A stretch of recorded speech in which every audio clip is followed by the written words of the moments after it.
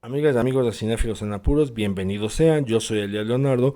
Vamos a hablar de Monkey Man, esta película dirigida por Dev Patel en su ópera prima y que nos cuenta la historia de un chico, vamos a decirle Bobby, que trae sed de venganza después de lo que ocurrió con su madre en, en un claro acto de violencia, después de lo que pasó también con él mismo y llega un punto en donde considera que ya es momento de ajustar cuentas con quienes le hicieron lo que le hicieron a su mamá, lo que le hicieron incluso a su comunidad y todo el dolor que ha tenido que cargar él para poder mantenerse de pie en aras de cumplir con este objetivo que es vengarse de estas personas.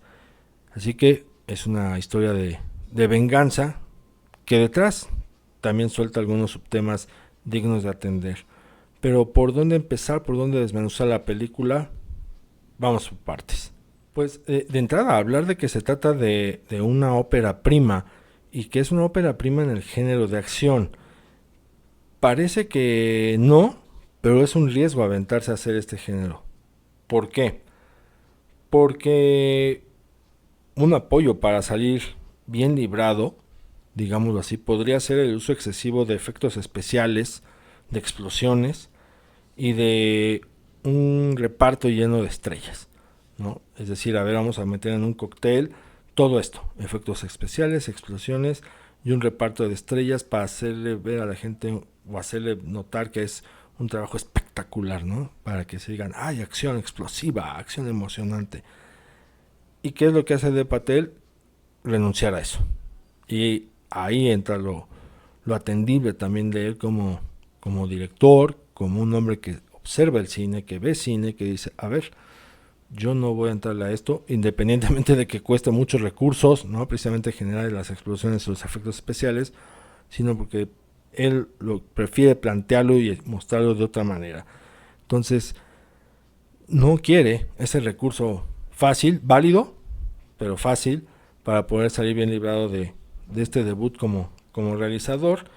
Y entonces él se aleja de esos convencionalismos para hacer algo muy suyo, algo que parte de una influencia muy clara sobre John Wick y que es una apuesta que en lugar de esos efectos, de esas explosiones y de ese reparto de estrellas conocidas, bueno, él va por unas coreografías de peleas, apuesta mucho por la coreografía, por el trabajo físico, tal como lo evidencia Keanu Reeves en John Wick o como lo ha hecho Tom Cruise en Misión Imposible.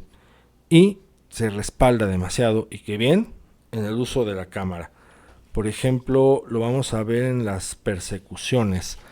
A mí me pasó, en una primera revisión de la película probablemente me cansó un poco el movimiento del Steadicam durante las persecuciones, pues para hacer sentir al espectador que hay dinamismo, que hay acción y que hay velocidad en esa situación.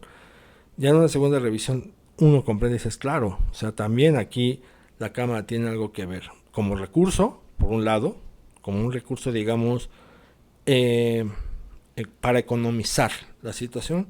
Es decir, en lugar de mostrar toda una persecución como las absorbemos de algunas películas hollywoodenses, él dice, pues vamos a usar con una cámara que vaya rápido para dar esa impresión precisamente de dinamismo.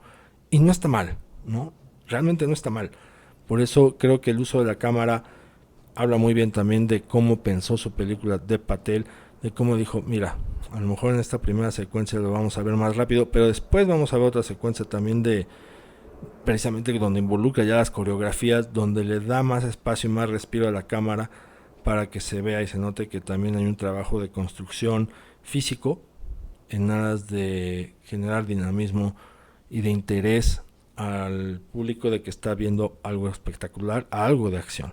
Entonces, en ese sentido, muy bien lo hace De Patel en su ópera prima, porque además llama la atención de que, pues, generalmente hay muchos eh, directores que recurren a hacer terror, ¿no? Durante algunos años se apostaba para que algunos directores hicieran su primera película de terror, porque había también una lectura que ellos hacían, que es, si hago una película de terror y le interesa a la gente, mi siguiente película, que va en otro tono, ya tengo yo la atención de los productores, ¿no? Entonces había un porqué.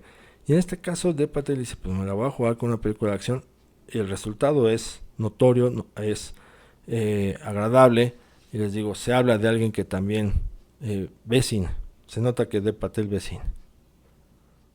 Como suele pasar con cualquier ópera prima, por supuesto que puede haber fallas y que hay situaciones que se pueden cuestionar y que se deben cuestionar. Aquí, por ejemplo, hay un punto debatible y tiene que ver con la forma en que él nos muestra gráficamente lo que ocurre con el personaje de su madre en la ficción, ¿no? De la madre de Bobby. Y aquí es donde yo les hago la pregunta. ¿Es necesario mostrar la violencia ejercida contra la mujer a manos de su agresor y que a final de cuentas es el motivo de la venganza de Bobby? ¿Es necesario ser tan explícito, tan gráfico en un mundo actual? Y si nos atenemos, por ejemplo, a México, pero en un mundo actual donde la violencia ejercida hacia la mujer, que puede causar la fatalidad del feminicidio y que desafortunadamente cada vez va al alza, es gratuito que se utilice ese tipo de violencia tan gráfica, tan explícita, incomoda, no incomoda, esa ya es otra cuestión, sino se puede plantear en un terreno, digamos, de lo ético, desde la visión del director, y en este caso, por ejemplo, es una escena muy sádica, y es una escena muy sádica que puede confundir. ¿Por qué? Pues porque así como se emplea para justificar a Bobby en su venganza, pues también puede justificar el tema de sus manos. Él tiene un problema con las manos y lo va a contar, y por ello decide mostrar el cuadro completo, aunque el cuadro completo implique ser muy gráfico con la violencia hacia la mujer, una violencia desmedida, una violencia brutal, ¿no? Entonces les digo, ese punto ahí está sobre la mesa, debatible. Es también para que ustedes, cuando vayan a la película, salgan y digan, ah, caray, a ver, me afecta algo que no creo que esté bien al mostrarlo, o no pasa nada si se muestra. Es aquí donde también usted, como espectador, se debe involucrar a la conversación cinéfila para charlarlo, hablarlo. ¿Por qué? Porque, les digo, y además porque en el contexto que él nos muestra de cómo son sus motivos, cuáles son sus motivaciones de venganza, ha sido ya muy preciso, como que a través de los flashbacks y algunos recuerdillos, algunos guiños que nos está lanzando, ya más o menos nos damos una idea de qué pasó y qué pasa. Era necesario hacerlo tan gráfico. Les digo, contrasta un poco también porque así como fue inteligente en emplear el uso de la cámara, el recurso, para mostrar dinamismo, agilidad y velocidad en el movimiento de la misma, bueno, aquí también a lo mejor pudo desarrollarlo de otra forma para evitar ser tan gráfico. Y les digo, no es porque uno se dé golpes de pecho, no, sino más bien por la situación delicada que estamos viviendo ante el debate, la pregunta pública de si debe ser o si es necesario ser tan gráfico y explícito en la violencia ejercida hacia la mujer o no. Ustedes ya también lo verán. En el marco del cine industrial de entretenimiento, dentro del género de acción, Dev Patel va un paso más allá. ¿Por qué lo digo? Pues porque él lanza algunas posturas respecto a temas socioculturales, y lo vemos ahí como subtramas, como subtemas que van formando parte del recorrido que él hace en su objetivo de vengarse, ¿no? De este rencor alimentado que él trae por desquitarse. ¿Y cuáles son estos subtemas, estas subtramas? Por ejemplo, vemos el acoso y asesinato hacia hijas, ¿no? Que son las mujeres trans de la India, cómo hay un odio y la homofobia, un odio social, un coraje social hacia estas personas y cómo se les persigue. Vemos también el desplazamiento forzado de las comunidades ante los intereses de poderosos, llámese políticos, llámese gurús, llámese empresarios, que recurren precisamente al acto de violentar a las comunidades desplazándolas por la fuerza y a la mala en aras de quedarse con sus propiedades para sus propios intereses. También ahí lo toca Dev Patel. Vemos también una postura de él en un rechazo hacia los liderazgos mesiánicos y falsos que atentan contra el pueblo desde el pueblo. De hecho, ahí hay una lectura también interesante que él hace. Vemos cómo aborda la trata de mujeres y la explotación.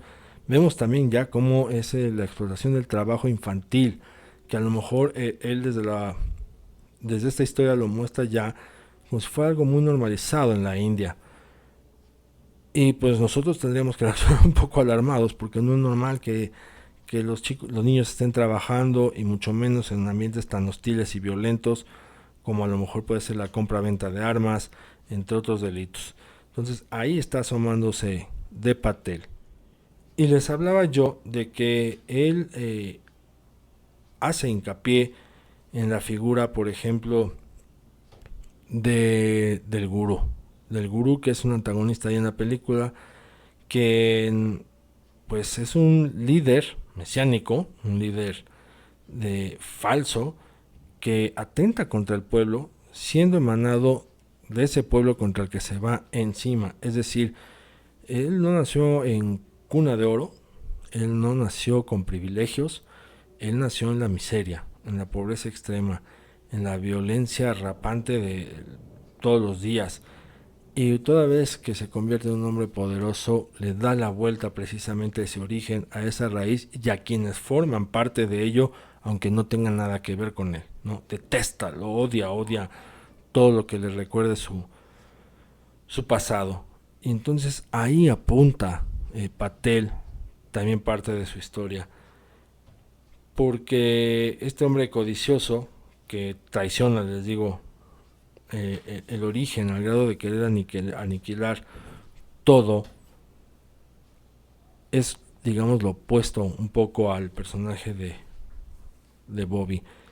¿Y cómo lo maneja Patel aquí? Bueno, él recurre a los interiores y exteriores para ser específico en la dualidad de este personaje, y una dualidad que es la falsedad ante la gente, ante sus súbditos, ya sea los medios de comunicación, cómo se vende, cómo se muestra como un hombre íntegro, un líder político y espiritual, porque ya no solamente espiritual, sino también político, que puede significar una voz de cambio y una imagen de transformación en su nación.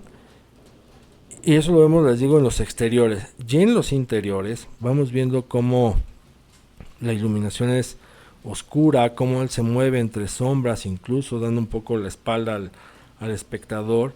Y es en esa división entre exteriores e interiores donde hay un posicionamiento del realizador debutante respecto a cómo percibe él no solamente a este personaje que puede ser visto como un villano, sino hacia la autoridad moral de quienes se asumen como líderes de cambios políticos o sociales en las naciones, llámese, les digo, políticos o gurús. Entonces por ahí también va esta parte de la historia de Dev Patel en su debut como realizador. Monkey Man es una película entretenida, es una película que cumple, ¿no?, con este objetivo de que el espectador se coma sus palomitas, en fin, pero también, les digo, hay que observarla desde esta arista de que es una ópera prima, de cómo se arriesga Dev Patel a no recurrir a los elementos que pueden sacar a flote una película para que se vea bonita y espectacular y cumpla con la función de entretener. No, él va un poquito más allá y pudo a lo mejor ahondar más. Creo yo también que pudo ahondar un poquito más, aventarse un poquito más al tema de la relación con con los asesinatos de la comunidad trans, con la postura política, pero bueno, también comprendiendo que el eje, ¿no? El eje de todo es la venganza. Y les digo, ya ustedes me dirán si está además o no la violencia tan explícita con relación a las mujeres, en este caso a la madre de Bobby.